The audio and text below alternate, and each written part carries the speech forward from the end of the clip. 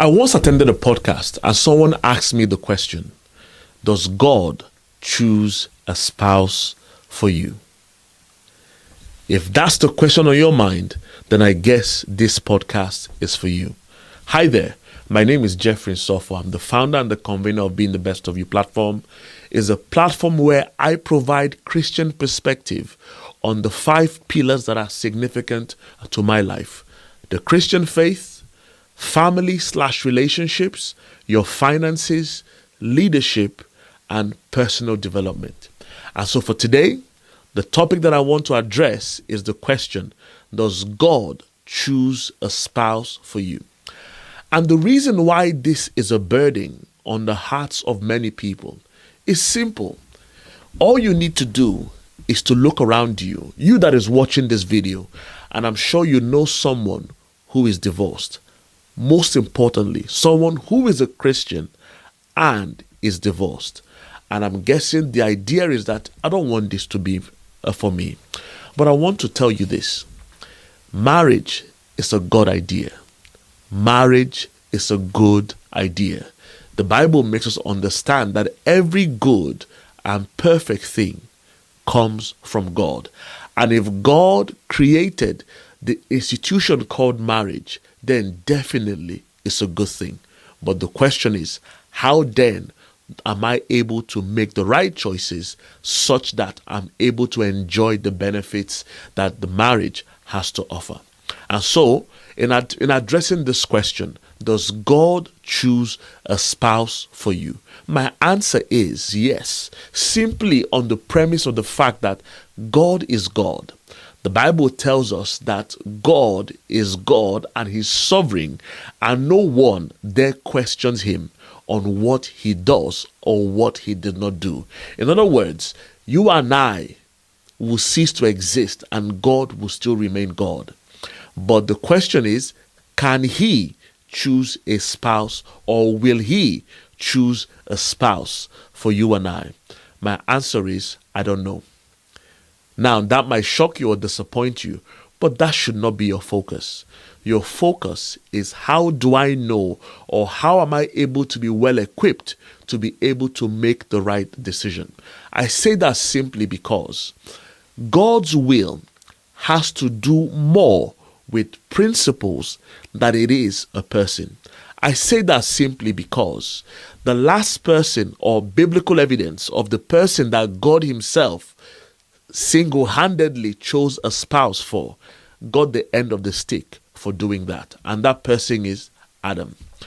Genesis chapter 3 verse 12, the Bible tells us that when God found out that Adam and Eve had eaten of the forbidden tree, the Bible says that when God confronted Adam in Genesis 3 verse 12, what did Adam say? Adam said that the woman you gave me the fruit and I ate it.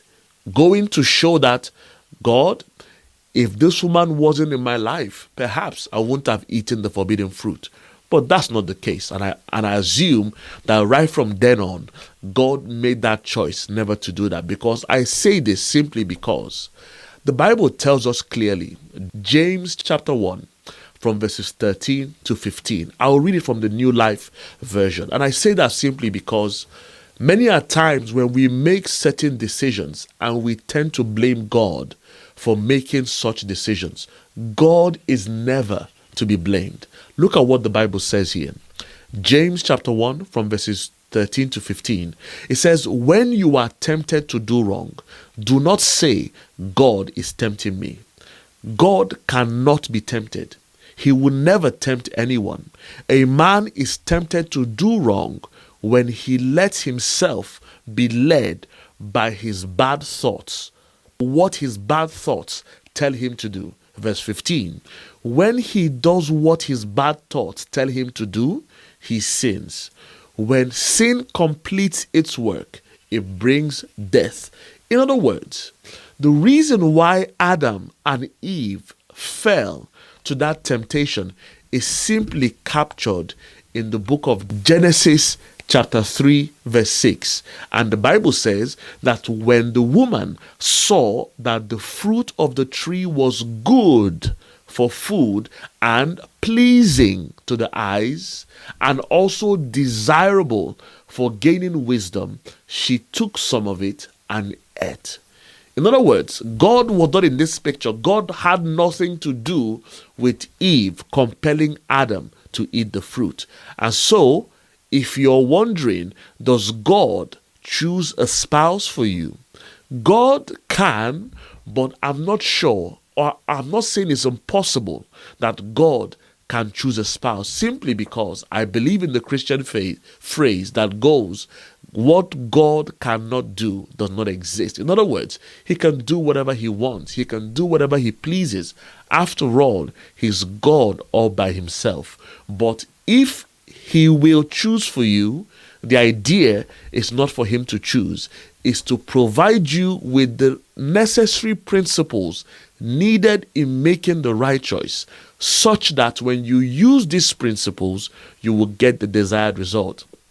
It was Reverend Sam Adeyemi, a man that I highly revere. He said that principles make the future predictable. In other words, all you need to learn is how do people who have successful marriages, what principles did they adopt? If you adopt the same thing, high chances are that you would have a successful marriage. And so if you're looking to know what these principles are, like, subscribe to my channel, and that's what's going to be coming your way till next time. But until next time, keep being the best of you, and God bless you.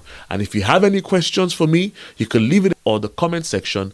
I will definitely be addressing this as time goes on. But again, it's a pleasure to bring this your way. And until next time, keep being the best of you, and God bless you.